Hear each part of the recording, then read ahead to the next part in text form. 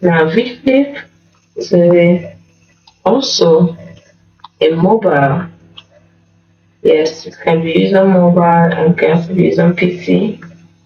It's designed for social media creators. It offers a range of tools and effects to create eye-catching videos that stand out on platforms like Instagram and TikTok. You can see the AI Infinity Zoom feature.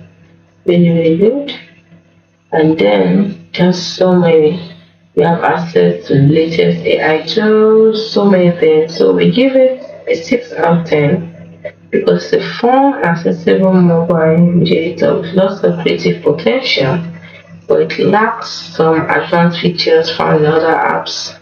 So it's a good option for quickly creating eye-catching videos on the go.